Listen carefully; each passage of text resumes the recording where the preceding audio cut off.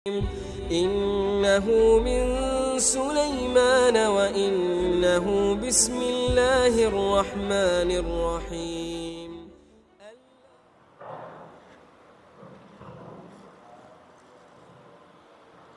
طيب. بسم الله الرحمن الرحيم. السلام عليكم ورحمة الله وبركاته.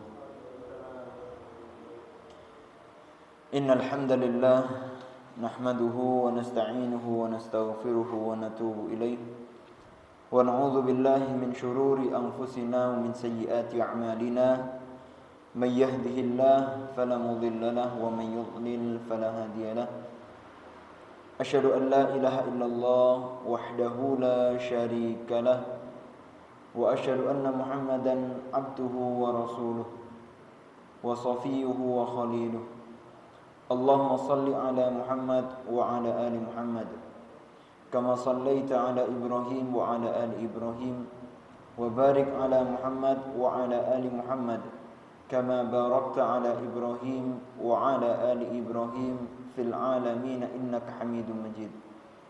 قال الله تعالى في القرآن الكريم يا أيها الذين آمنوا اتقوا الله حق تقاته ولا تموتن إلا وأنتم مسلمون. أما بعد اللهم انفعنا بما علمتنا وعلمنا ما ينفعنا وارزقنا علوما تنفعنا في الدين والدنيا والآخرة ربنا زدنا علما وارزقنا فهما اللهم ارزقنا فهم النبيين وحفظ المرسلين وإلهام ملائكتك المقربين ربنا اشرح لنا صدورنا ويسر لنا أمورنا واحلل عقدة من ألسنتنا yafqahu aqwalana. Amin ya rabbal alamin.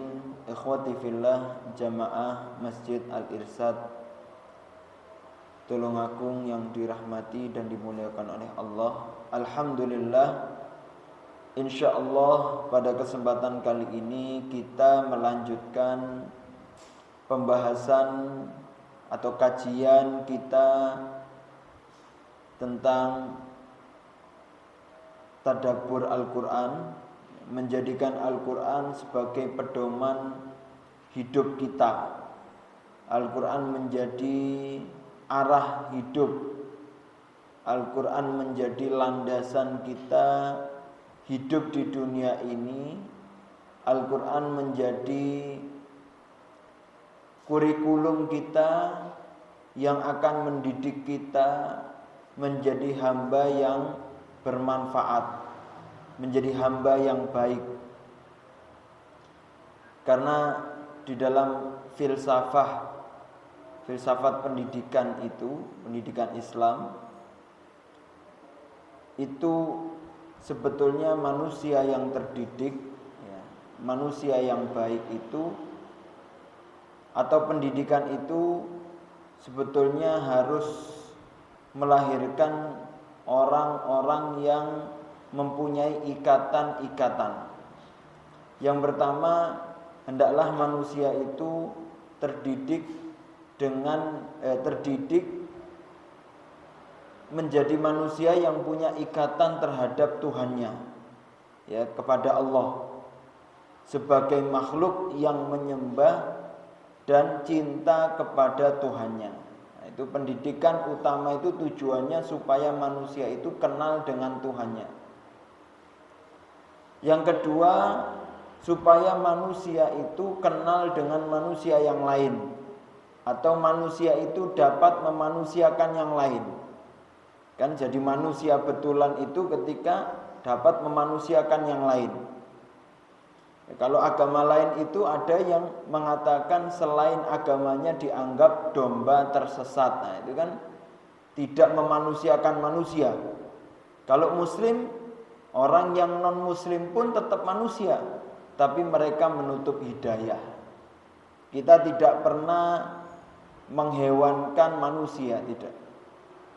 Itu ya. Jadi pendidikan itu sebetulnya mampu memanusiakan manusia. Yang kedua, yang ketiga, hubungan manusia dengan alam. Dengan kita belajar Al-Quran, kita dididik oleh Al-Quran, semestinya kita menjadi hamba yang mampu berinteraksi dengan alam dengan baik. Bukan berinteraksi yang awalnya seakan-akan membangun ternyata merusak. Jadi kita diajari bagaimana berinteraksi dengan alam itu dengan baik yang tidak merusak. Itu ya, tidak merusak. Itu kita diajari dengan Al-Quran. Bagaimana menanam, bagaimana ya, atau sebagai contoh ketika kita menganggap hasil bumi atau hasil gas ya, minyak itu. Seperti kita mengambil minyak di dalam dasar bumi. Itu apakah berdampak setelah itu musibah atau tidak, kan gitu kan. Kalau kita menganggap kita mengambil hasil bumi yaitu minyak dari dasar bumi, apakah itu sudah sesuai tuntunan atau tidak? Yang dikhawatirkan ternyata malah merusak, membuat isi bumi kosong kemudian jatuh. Nah, itu kan ternyata bukan bermuamalah baik terhadap alam ini. Ya, jadi kita akan tahu bagaimana kita berinteraksi dengan alam. Ya, tadi berinteraksi dengan Allah, kita tahu berinteraksi dengan manusia, kita tahu bagaimana berinteraksi dengan alam, ya Allah, manusia, alam. Yang keempat, kita tahu makna hidup dengan belajar Al-Quran. Ya, kita tahu makna hidup, bahwasanya hidup itu adalah bagian dari ujian dari Allah Subhanahu wa taala. Kita mau kaya, kita akan diuji. Kita mau miskin, kita diuji. Kita mau panjang umur diuji, pendek umur diuji. Bahkan anak-anak bayi itu ketika dia meninggal tanpa ujian di dunia, sebagian para ulama mereka mengatakan bahwasanya mereka pun nanti di hadapan Allah juga akan diuji. Artinya orang yang pernah hidup di dunia pasti dia akan melewati ujian dari Allah. Gitu ya. Karena dunia ini memang fitnah, ada ujiannya. Allah Ta'ala ingin menyaring hamba-hambanya yang mampu dan sukses melewati ujian dari Allah. Gitu ya. Itu kita memaknai hidup sesungguhnya, belajar hidup. Yang keempat, yang kelima yaitu dengan Al-Quran kita dididik untuk mampu berinteraksi mengenal adanya hari akhir. Bahwasanya hidup kita ini tidak sebatas hidup di dunia, tapi ada hidup berkelanjutan yang lebih abadi dan lama waktunya, yaitu ketika di akhirat. Maka orang yang pandai adalah mereka yang tahu kehidupan yang sesungguhnya dan yang lebih panjang itu di akhirat. Ya, saya pernah lihat ada tulisan kehidupan manusia pertama dari dia di rahim, kemudian dunia, kemudian alam kubur, kemudian padang mahsyar, kemudian kubur, barzakh, padang mahsyar, kemudian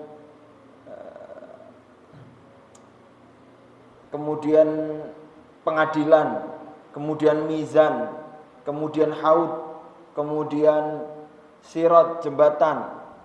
Itu panjang. Ternyata dunia itu baru di fase kedua dari kehidupan kita yang panjang nanti.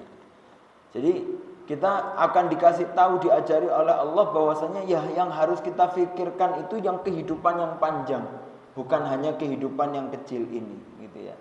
Jadi dengan Al-Quran kita diajari cerdas oleh Allah Subhanahu wa taala. Taib ikhwani fillah rahimani wa rahimakumullah, itulah salah satu ya, fungsi besar ketika kita merasa dididik oleh Al-Quran. Jadi kita kenal dengan 5 tadi. Kenal interaksi dengan Allah, kenal interaksi dengan manusia, kenal interaksi dengan alam, kenal interaksi dengan hidup, dan kenal interaksi dengan akhirat. Tapi insyaallah ikhwani fillah kita melanjutkan tadabbur kita surat Al-Baqarah ayat 145. Allah Ta'ala berfirman, A'udzubillahi minasyaitonirrajim, wala in ataital ladzina utul kitab. Ya, dan walaupun engkau wahai Muhammad mendatangi mereka alladzina utul kitab, mereka yang mendapatkan Alkitab, yaitu orang-orang Yahudi dan Nasara, bikulli ayatin, dengan segala ayat-ayat yang kau bawa. Ya, Allah Ta'ala mengatakan, wahai kamu Nabi, apabila kamu mendatangi mereka para ahlul kitab itu dengan segala ayat-ayat yang kau bawa, ma tabi'u qiblatak, mereka tidak akan mengikuti kiblatmu. Wa ma anta bitabi'in qiblatahum, dan kamu juga tidak mungkin mengikuti kiblat mereka. Ya, karena kamu mengikuti kiblat yang Allah Ta'ala ridhai, dan mereka mengikuti kiblat yang menjadi hawa nafsu mereka. Wa ma ba'duhum bitabi'in qiblata ba'd, dan di antara mereka pun juga punya kiblat masing-masing. Yang di antara mereka tidak mengikuti kiblat yang lain, mengikuti hawa nafsu mereka sendiri-sendiri. Mereka tidak bersatu dalam kiblatnya. Wala inittaba'ta ahwa'ahum, apabila kamu mengikuti hawa nafsu mereka, mim ba'di ma ja'aka minal ilm, setelah datang kepadamu ilmu, innaka idzan laminadh dhalimin, maka kamu termasuk orang-orang yang zalim. Maka di sini kita bisa ambil faedah bahwasanya yang pertama, nabi pun, ya, nabi saja itu kalau membawa segala ayat terhadap mereka orang-orang ahlul kitab itu, mereka tidak akan mengikuti kiblat nabinya. Ya, nabi sudah datang dengan hujah, dengan alasan untuk ngajari mereka, untuk agar mereka mengikuti kiblatnya Nabi, mereka tidak mau mengikuti. Ya, orang-orang Yahudi itu dan orang-orang Nasrani ahlul kitab, mereka mengikuti kitab mereka bukan atas dasar cinta mereka terhadap kitab, tidak. Tapi mereka hanya kamuflase, sebetulnya yang mereka ikuti adalah hawa nafsu mereka. Ya.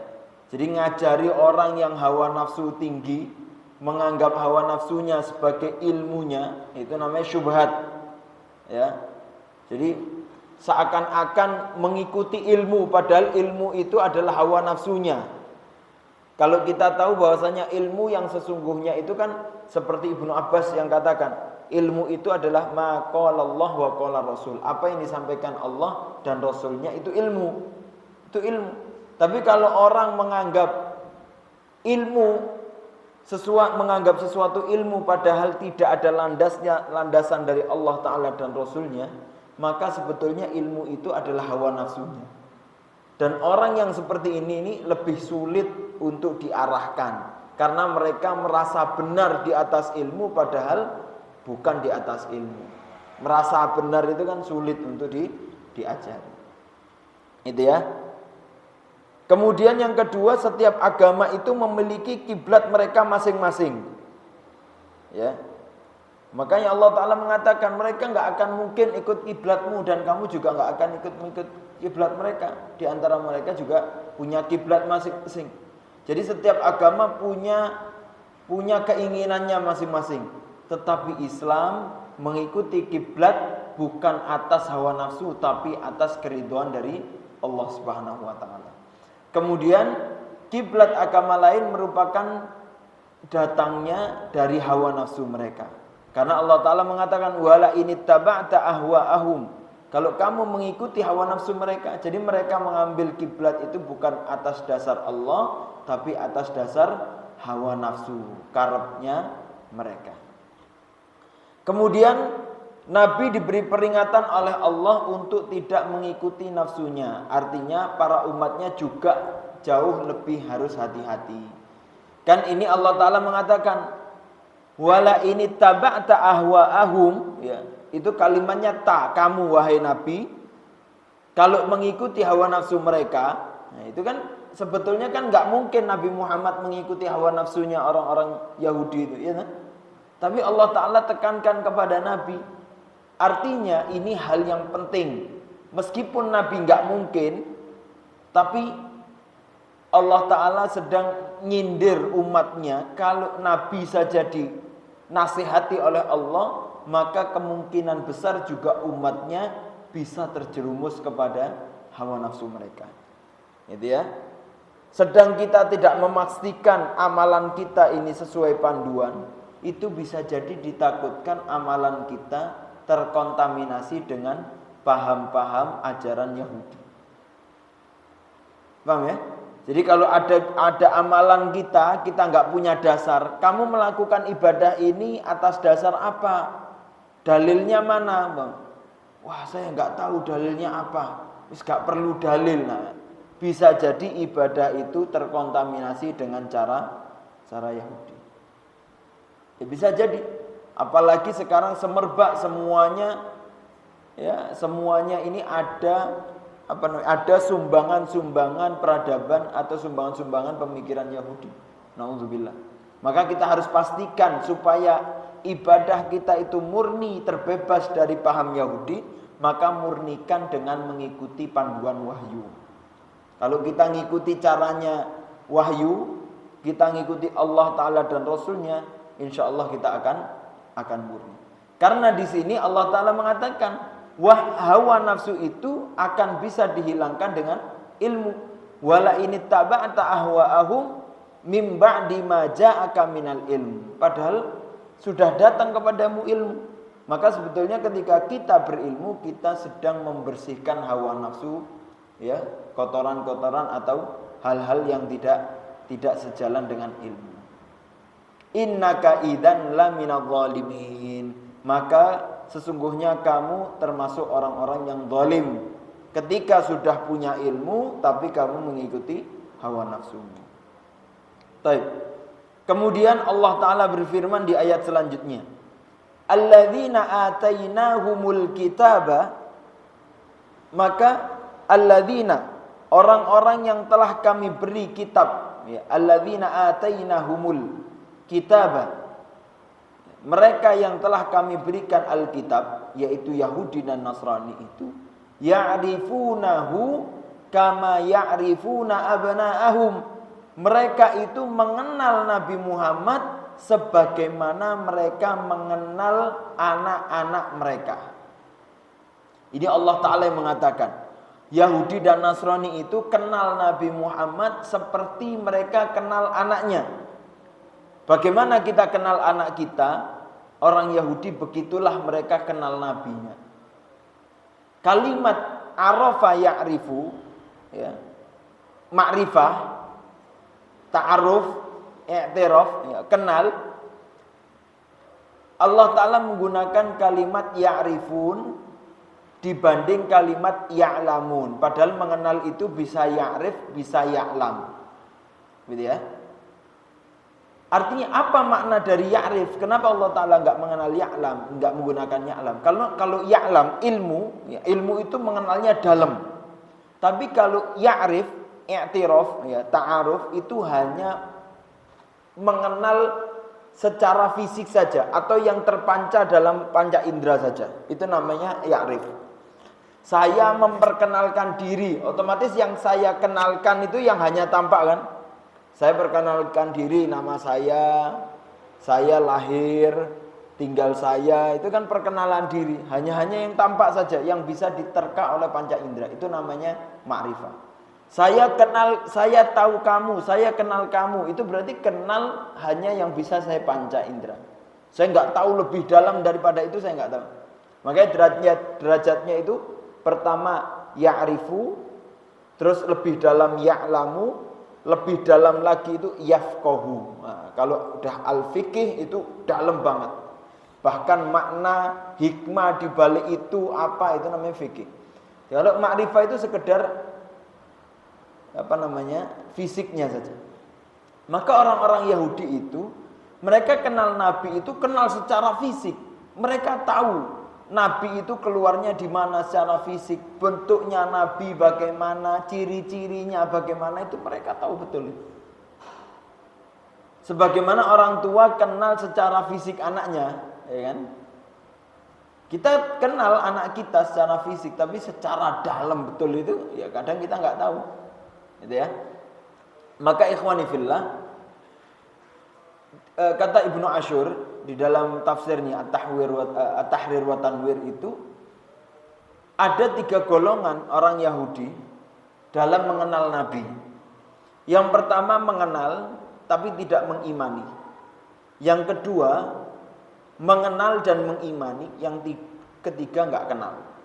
Yang mengenal dan tidak mengimani itu adalah contohnya seperti Heraklius, seorang Nasrani, pemimpin Romawi, ketika dia mendapatkan kabar dari Abu Sufyan bagaimana ciri-ciri Muhammad ketika itu, Heraklius langsung bisa memastikan bahwasanya dia Nabi dengan ciri-ciri yang ditanyakan oleh Heraklius kepada Nabi. Sehingga Heraklius sampai mengatakan kalau betul apa yang kau sampaikan, maka kekuasaannya akan sampai kepada apa yang saya injak ini. Ya, karena itu Nabi, jelas. Dia tahu tapi dia nggak mengimani. Sebagaimana Yahudi Huyai bin Akhtab dan saudaranya Yasir. Ketika dia mempertanyakan bahwasanya ada Nabi datang di Kuba ketika itu sebelum ke Madinah, Huyai datang dan memeriksa. Dan betul itu Nabi. Dan dia tahu bahwasanya itu Nabi, jelas gitu ya. Tapi dia tidak mengikuti. Ya. Sampai di antara mereka tanya, apakah dia? Ya, salah satunya betul itu dia. Kemudian terus bagaimana? Apa yang kita lakukan di antara dua itu? Mereka salah satunya mengatakan al-adawah. Tetap kita memusuhi dia sampai kapanpun. Mereka tidak mengimani, padahal mereka sudah tahu, ya, mereka nggak mendapatkan hidayah. Ada yang kena, ada yang tahu dan dia mengimani. Siapa contohnya? Contohnya adalah Najasyi. Raja Najasyi tahu ciri-ciri bahwasanya ini Nabi, maka mengimani dan memeluk Islam. Sebagaimana Salman Al-Farisi, seorang Majusi penyembah api atau matahari, belajar tentang ciri-ciri, diajari tentang ciri-ciri Nabi, sehingga Salman Al-Farisi pergi dari Persia, ya, daerah Irak situ, sampai ke Romawi, jalan kaki ke Syams, kemudian sampai pergi ke Khaybar, kemudian masuk ke Madinah.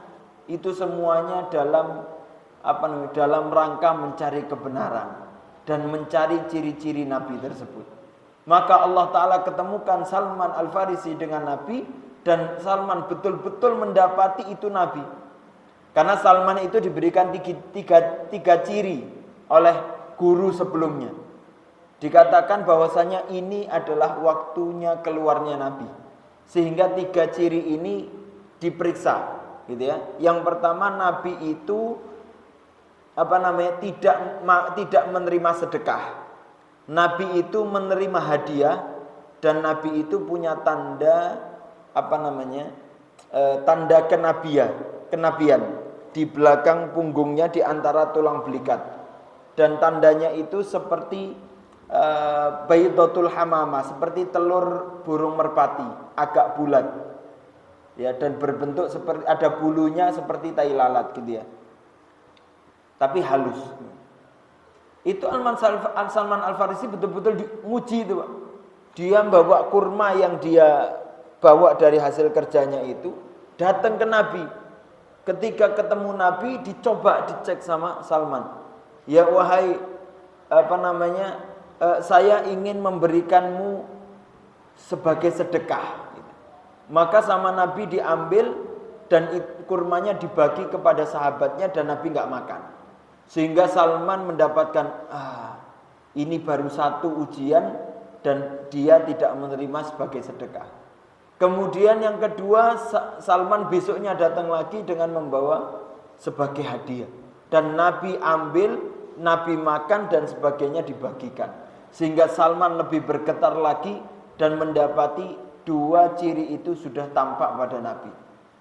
Kemudian yang ketiga, Salman mengelilingi Nabi ketika itu untuk melihat apa yang ada di dalam di belakang punggungnya. Sehingga ketika itu Nabi tahu bahwasanya Salman ingin memeriksa Nabi. Kemudian Nabi agak turunkan bajunya dan Salman betul-betul melihat tanda kenabian itu ada pada Nabi Muhammad SAW. Kemudian Salman memeluk Nabi dan menceritakan kisah perjalanannya Salman bagaimana dari Persia yang sampai lari dari bapaknya untuk mencari kebenaran, kemudian pindah sampai menemui Nabi. Perjalanan yang panjang. Kemudian Nabi meminta Salman untuk menceritakan kisah tersebut kepada sahabat yang lain. Itu ya.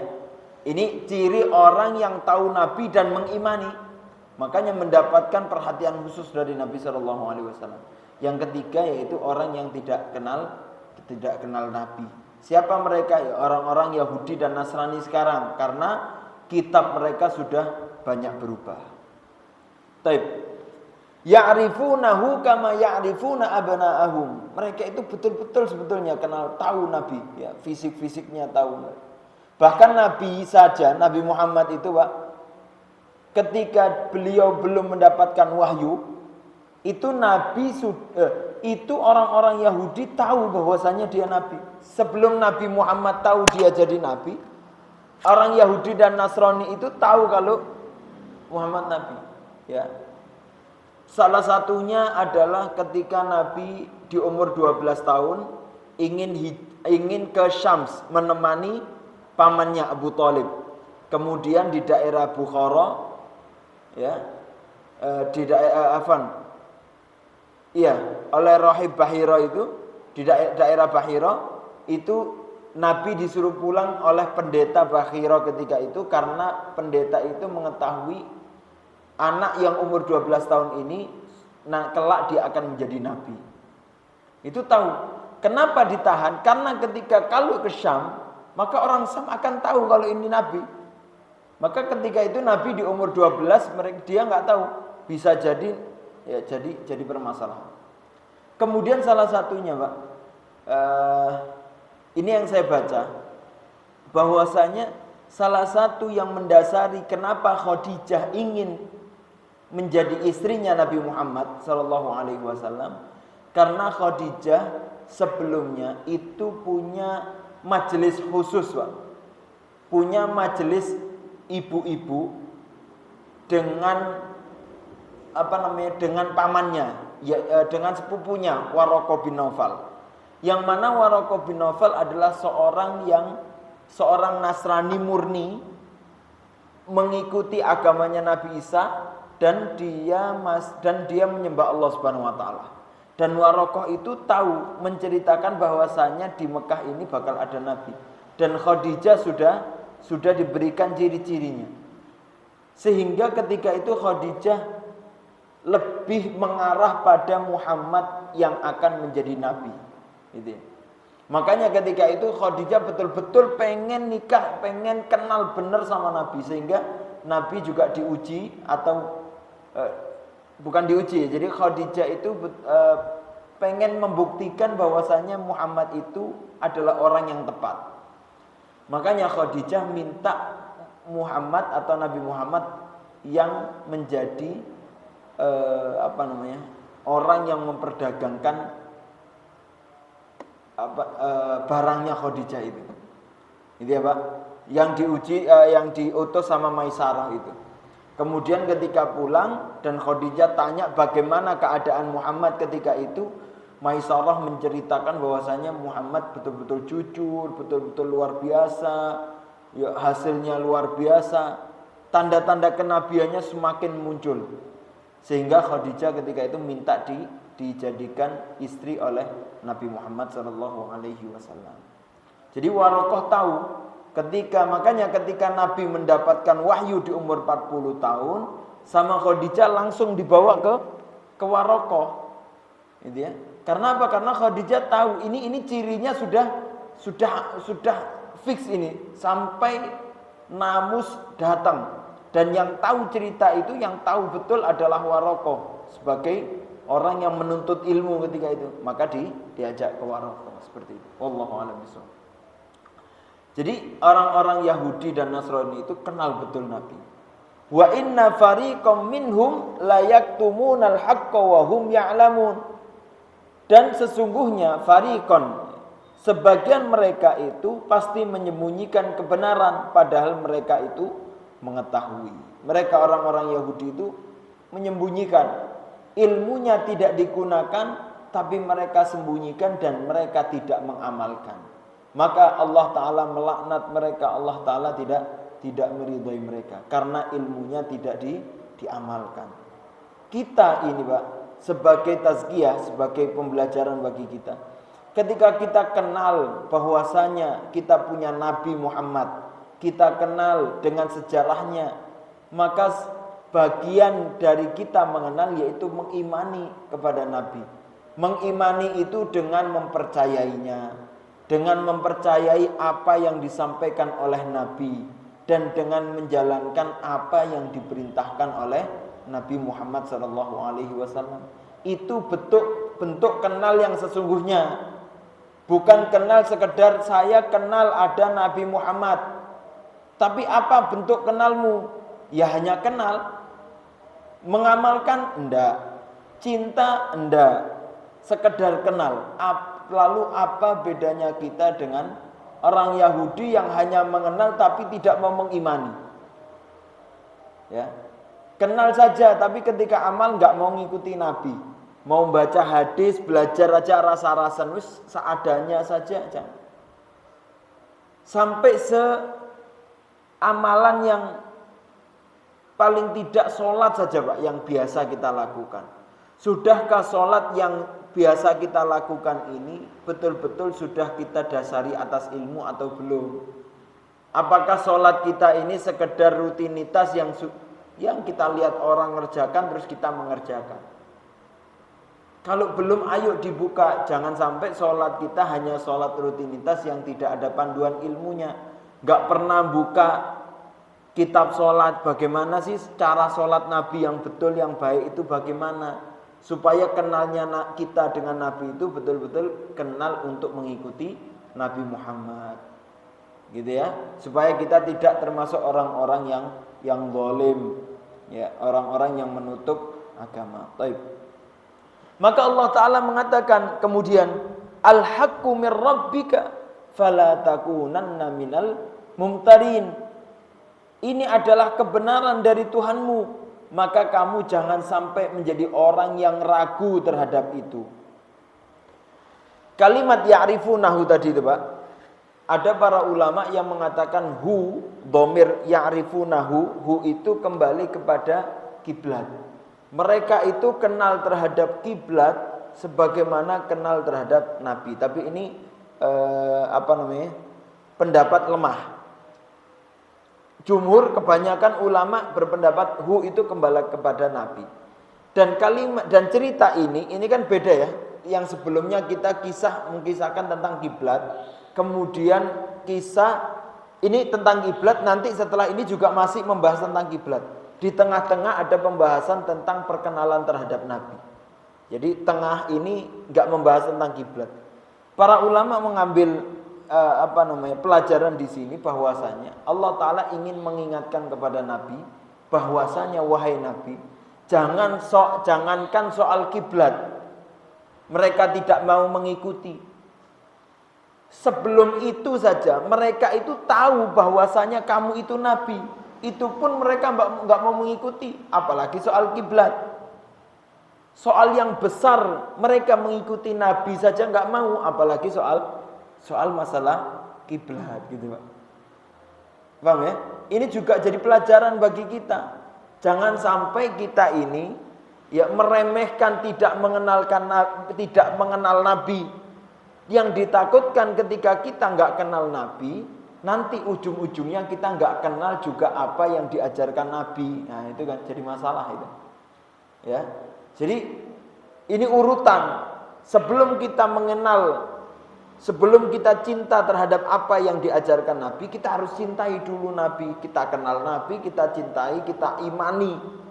Kemudian kita pelajari dari Nabi sehingga kita bisa mengikuti apa yang diajarkan. Kita bagaimana bisa, Masya Allah hadis ini, Nabi kita itu mengajarkan kepada kita. Tapi kita nggak pernah kenal Nabi. Gimana Nabi itu nggak tahu. Lahirnya di mana? Di mana ya Nabi itu? Ojo-ojo di Tulungagung daerah Bandung sana. Wah, ini kan jadi masalah. Nabi Sulaiman itu lahirnya di Sleman. Nah, ini kan Ratu Sabak di Wonosobo. Nah, ini kan jadi masalah. Harus kenal Nabi Muhammad lahirnya di mana, ya kan? Meninggalnya di mana? Nabi Muhammad apa perjuangannya, tahu sejarahnya. Paling tidak kita harus kenal. Kita dikasih umur panjang, masa kita nggak kenal sama cerita Nabi? Ya kita harus kenal supaya kualitas cinta kita itu bertambah. Gitu kan? Karena orang cinta terhadap orang itu bisa jadi dua, Pak. Pertama dari perawakannya, yang kedua perawakannya, yang kedua karena kebaikan orang itu, gitu kan. Itu bisa cinta. Saya cinta sama orang ini karena apa? Ganteng. Cinta orang ini karena putih, Bang. Atau saya cinta sama orang ini karena apa? Karena baiknya luar biasa, karena suka dermawan, karena murah senyum, karena gemar sedekah, karena orang itu baik sama saya. Nah, itu karena kebaikannya.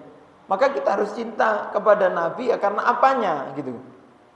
Karena apa? Kalau sekedar bilang cinta nggak kenal itu ya katanya nggak kenal maka nggak cinta. Ya nggak cinta nggak kenal. Gimana? Nggak kenal maka nggak cinta kan gitu kan?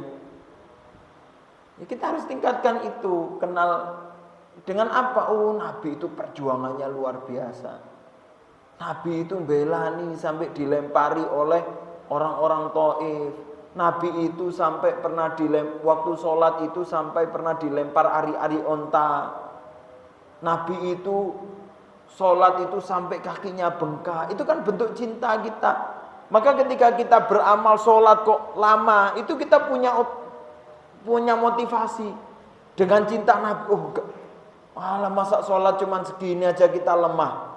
Bukti cinta saya, Nabi aja sholat pernah sampai kakinya bengkak, masa kita sholat lama sedikit aja ngeluh. Kan gitu aja motivasinya. Kenapa saya harus malu ngaji? Ngaji jauh jaraknya. Nabi dulu aja hijrah sampai ke Madinah jauh. Nabi aja rintangannya besar. Bukti cinta saya, maka saya harus melakukan ini. Punya motivasi besar gitu. Jadi punya kualitas, ada tenaganya ibadah itu. Dengan apa? Dengan kualitas cinta kita kepada Nabi. Ngajar mungkin, ngajar sedikit udah capek. Nabi itu ngajarnya setiap waktu itu ngajar Nabi kepada para sahabatnya. Di pagi hari, siang, sore, malam. Itu Nabi selalu ngajar kepada para sahabatnya. Di perjalanan setiap waktu itu ketemu sahabatnya ngajar. Nanti ketemu sahabat kecil diajari, ketemu sahabat besar Nabi ngajar. Itu setiap hari Nabi. Nabi mengatakan innama bu'ittu mu'alliman. Saya itu diutus untuk menjadi muallim, pengajar. Masa kita suruh ngajar sehari 7 jam sudah capek-capek. Nabi setiap hari ngajar, setiap waktu. Jadi kita punya motivasi bahwasanya juga sebagai guru itu profesi yang dilakukan oleh orang terbaik di dunia. Jadi guru itu bukan kasta terendah, tapi kasta tertinggi. Cuman belum diapresiasi yang tinggi gitu aja. Yang lebih dominan sekarang YouTuber, apresiasinya tinggi. Meskipun gak punya faedah apa-apa, blas. Gak ada faedahnya sama sekali. Cuman itu saja yang kita agak merosot. Tapi insya Allah nanti akan kembali kepada peradaban yang gemilang. Guru akan diposisikan yang tinggi secara apresiasi. Tapi sebetulnya kasta tertinggi guru. Orang para nabi semuanya guru, ya kan? Semuanya nabi guru. Maka kita harus bangga. Paling tidak ketika sekarang lembaga atau semua dalam keadaan belum mampu mengapresiasi guru yang tinggi, tapi yakinlah ada Allah Ta'ala yang akan mengapresiasi guru itu sebagaimana Allah Ta'ala mengapresiasi para nabi. Jadi mulia luar biasa. Itu kan jadi motivasi gitu. Oh, saya guru ini bukan hanya ya jadi guru, tapi nabi juga guru gitu. Nabi itu juga guru, dan kita ini mengikuti sunnahnya para nabi. Baik. Itu menjadi motivasi, Pak. Jadi kenal itu bukan sebatas kenal, tapi kenal dan mengimani, mencintai dan mengamalkan dan menjadikan motivasi apa yang dilakukan Nabi. Baik. Allah Ta'ala mengatakan al-haqqu, ini adalah kebenaran min rabbika, dari Tuhanmu. Ini kebenaran. Menghadap kiblat yang Allah Ta'ala tunjukkan itu kebenaran. Nabi yang diutus itu kebenaran. Maka ini kebenaran dari Tuhan, mestinya menjadi keyakinan yang besar bagi kita, bukan menjadi keraguan bagi kita. Fala takunanna minal mumtarin. Jangan pernah ragu terhadap agama ini. Ya, dengan keyakinan besar itu kita akan melahirkan amal yang besar, Pak. Ya, keyakinan besar itu akan melahirkan amal besar. Kalau keyakinan kita lemah, ya amal kita akan lemah. Hidup kita akan gitu-gitu saja. Tapi kalau kita punya yakin dengan wahyu yang kita pegang, sebagaimana Nabi mengatakan di saat para sahabat perutnya kosong, Pak, perang Khandaq itu sahabat itu perutnya ada yang, jadi mereka pakai ikat perut, kemudian ada sumpelan batu. Ada 1, ada 2, karena saking laparnya. Ya. Jenengan kalau lapar coba ditahan itu. Lambung itu rodok ditahan. Itu nanti menahan lapar sedikit. Itu para sahabat itu ada yang sampai 2, Pak. Ketika datang ke Nabi, ya Nabi, kita ini sampai nyumpel batu 2. Kata Nabi, saya 3. Lebih lapar Nabi itu. Di saat keadaan lapar, di saat ketika itu muslimin sedang dikepung oleh di Khandaq itu. Dikepung oleh tentara kafir Quraisy dari arah selatan. Itu ya. Ketika itu Nabi sedang memukul batu yang keras, dan Nabi mengatakan, bentar saya diperlihatkan oleh Allah Ta'ala, uritu, saya diperlihatkan oleh Allah Subhanahu Wa Ta'ala bangunan putih yang ada di Persia.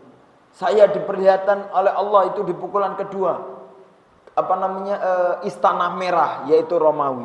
Saya diperlihatkan di pukulan ketiga, saya diperlihatkan oleh Allah Ta'ala istana Yaman. Itu artinya diperlihatkan itu berarti muslimin nanti kekuasaannya akan sampai sana. Orang muslim yang tahu keyakinan bahwasanya ini adalah Yahudi, mereka menerima itu bukan sebagai pesimisme, bukan sebagai omongan belakang, tapi menjadi motivasi besar keyakinan itu. Oh, ini kalau perkataan Nabi, maka ini bentuknya keyakinan. Maka ini adalah bentuk kepastian. Maka yang harus saya kerjakan adalah bukan mempertanyakan, tapi bagaimana membuka itu gitu. Itu ya. Baik, nanti kita lanjutkan setelah adzan. Barakallahu fikum.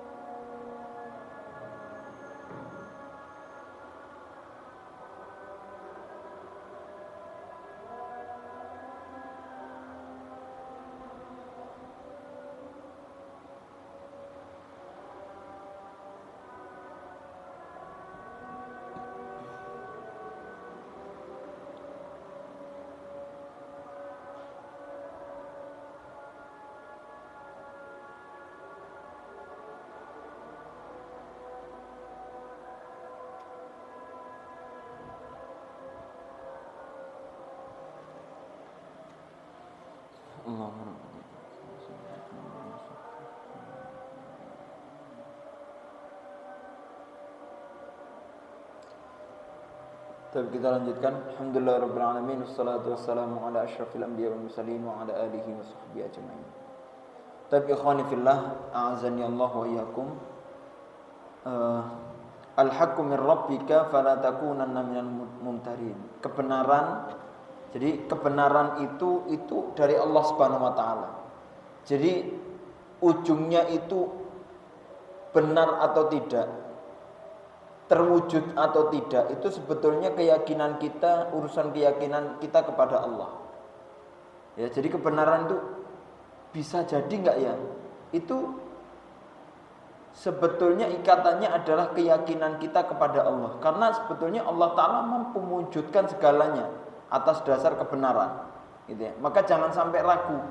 Jadi melihat syariat itu jangan menggunakan mata kepala kita, tapi syariat itu menggunakan mata hati kita. Hati yang diisi oleh ilmu. Itu Pak, ketika para sahabat dikatakan di saat perutnya kelaparan, ya, perut kelaparan Pak, tapi cerita tentang pembukaan Romawi dan Persia.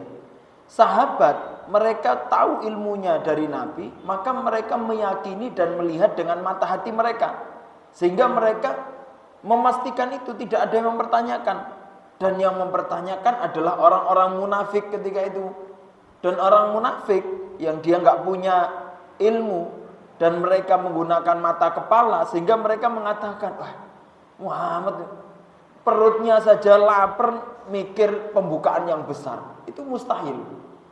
Itu ucapan orang-orang yang pesimis, tidak menggunakan ilmu. Maka mereka melihat seperti itu. Saya kasih contoh lagi, sebagaimana kisah Nabi Musa yang ingin membuka Palestina. Ketika Nabi Musa ingin membuka Palestina, itu atas dasar perintah dari Allah Subhanahu wa taala. Nabi Musa mengajak kaum yang enggak punya ilmu.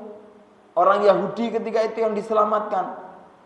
Mereka mengatakan, ya sudah Musa, kamu dan Tuhanmu yang perang. Itu. Mereka orang-orang yang enggak mau menjemput dari wahyu Allah. Tapi ketika ada orang yang mau menjemput, yaitu Yusha bin Nun. Yusha bin Nun adalah seorang pemuda yang belajar kepada Nabi Musa, yang di surat Al-Kahfi yang menemani Nabi Musa untuk belajar ke Khidir. Sehingga orang yang berilmu seperti Yusha bin Nun, dia ketika menghadapi wahyu dan pernyataan dari utusannya, yaitu dari Nabi Musa, akhirnya Yusha menjemput itu. Dan Yusha membuka Palestina sebagaimana arahan wahyu. Makanya Allah Ta'ala tolong dan Allah Ta'ala bukakan betul Palestina itu. Itu ya Pak. Jadi ketika syariat itu ngajari kita sedekah, yakin, ayo kita optimalkan sebagai guru, ayo optimis, ayo ayo husnudzon yang baik, ya, berpikir positif terhadap anak didik untuk menjadi orang-orang yang bermanfaat, itu harus dengan keyakinan yang besar. Jangan pesimis dalam mendidik anak kita meskipun dia nakal. Optimis, doakan, ajari, doakan. Saya dapati banyak Pak, orang-orang yang sekarang jadi mubaligh besar itu ternyata ketika masih kanak-kanak nakal. Itu saya dapati banyak. Artinya anak-anak yang sekarang, anak-anak muda, ya, anak-anak kita, anak didik kita mungkin yang nakal. Nakal mereka sebatas apa? Jangan-jangan kita nggak tahu batasan nakal itu apa gitu kan. Mereka nakal tapi hafal Quran. Dulu kita nakal nggak hafal Quran. Ya, dulu kita nakal, juz amma nggak hafal, jadi guru. Lah anak sekarang kita nakal tapi hafal juz amma, loh kan berarti sudah lebih dari kita ya. Itu kita jangan bandingkan kita sekarang, bandingkan kita di saat umur yang sama itu. Anak-anak sekarang jauh lebih cepat perkembangannya daripada kita, maka kita husnudzon. Toh masih nakal itu kan definisi kita. Jangan-jangan ya masa mereka untuk main-main kan gitu kan. Sebagaimana kita dulu juga main-main. Maka husnudzon, ajari, doakan, ajari, doakan, ajari, doakan. Nanti Allah Ta'ala yang akan mengawal dan dan menjaga mereka dari bagian doa-doa yang kita panjatkan dan ikhtiar kita itu. Gitu. Husnudzon, yakin kalau Allah Ta'ala akan mengawal itu semuanya. Ini kebenaran dari Allah, maka kita jangan ragu. Sebagaimana Abu Bakar As-Siddiq ketika Nabi Isra Mi'raj, ketika semua orang hampir ragu terhadap itu. Ya, orang musyrikin udah nggak percaya, muslimin ketika itu hampir ragu. Tapi ketika itu orang-orang musyrik mempertanyakan kepada Abu Bakar, tinggal Abu Bakar saja ini. Kalau Abu Bakar sebagai sahabat terdekatnya Nabi juga ragu, sudah habis Nabi. Udah nggak ada yang percaya. Tapi Abu Bakar sebagai orang yang paham terhadap ilmu, Abu Bakar menyatakan perkataan yang luar biasa. Abu Bakar tidak menggunakan mata kepala, tapi menggunakan mata hati. Yang mana Abu Bakar mengatakan, jangankan soal itu, soal Isra Mi'raj yang satu malam Nabi ke Palestina, bahkan dikatakan sampai ke langit 7. Nabi saja mengatakan sekarang ini banyak riwayat ya, ada mengatakan kalau sekarang siang, sekarang ini mata kepala kita ngelihat siang. Tapi kalau Nabi bilang malam, saya percaya malam. Karena mata saya bisa menipu. Ini secara tafsiran ya. Saya bisa katakan seakan-akan mata kita ini bisa menipu, tapi wahyu dari Nabi tidak menipu. Kalau sekarang siang Nabi bilang malam, maka yang kita imani malam. Kalau tembok ini putih, secara kita lihat mata ini putih, tapi kalau Nabi itu bilang ini hitam, saya percaya itu hitam. Karena yang benar itu yang dari wahyu. Kalau kita mengeluarkan uang sedekah 100.000, uang kita 100.000, kita sedekahkan 50.000. Allah Ta'ala mengatakan dibalas 10 kali lipat. Secara mata kita melihat uang kita berkurang 50.000, betul ya? Tapi secara hati kita itu yang harus kita gunakan. Kalau saya sedekah 100.000, sedekah 50.000, berarti uang saya yang saya lihat 50.000, tapi Allah Ta'ala sedang melipatkan 10 kali lipat 500.000 di lain waktu. Entah Allah Ta'ala segerakan sekarang, atau nanti disegerakan nanti di waktu yang tepat, atau Allah Ta'ala simpan dengan balasan yang lebih besar di akhirat. Pasti itu kita akan dapat, Pak. Gak mungkin enggak. 50.000 yang kita keluarkan itu pasti ada balasannya, itu tuh pasti. Dan kita akan mendapatkan. Itu adalah kebenaran dari Allah, maka kita jangan ragu. Ya, ini untuk meluruskan, meyakinkan kepada kita bahwasanya syariat itu benar, Pak. Ini dari Allah. Jangan sampai kita tertipu dengan mata kita. Ya, jangan sampai kita takut terhadap ya mata yang menipu kita ini. Kita harus yakin, kita punya hati, kita punya ilmu. Semestinya dengan itulah kita memandang. Gitu ya. Dan itu lebih mahal harganya, Pak. Sebagaimana yang disampaikan oleh Al-Qadhi Yusuf, muridnya Abu Hanifah, yang mengatakan rahimallah Abu Hanifah, ya semoga Allah Ta'ala merahmati Abu Hanifah. Sungguh mulia Abu Hanifah, karena Abu Hanifah itu dapat melihat dengan mata hatinya sebelum melihat dengan mata kepalanya. Ya, karena banyak urusan itu yang bisa diselesaikan Abu Hanifah dengan ilmunya. Dengan ilmunya. Gitu ya. Taib. Al-haqqu min rabbika fala takunanna minal mumtarin. Mungkin itu saja yang bisa saya sampaikan, semoga ini bermanfaat. Semoga setiap ayat yang kita baca minimal menambah keimanan kita. Ya, minimal menambah keimanan kita, menambah cinta kita kepada Allah, dan menambah rasa takut kita kepada Allah Subhanahu wa Ta'ala.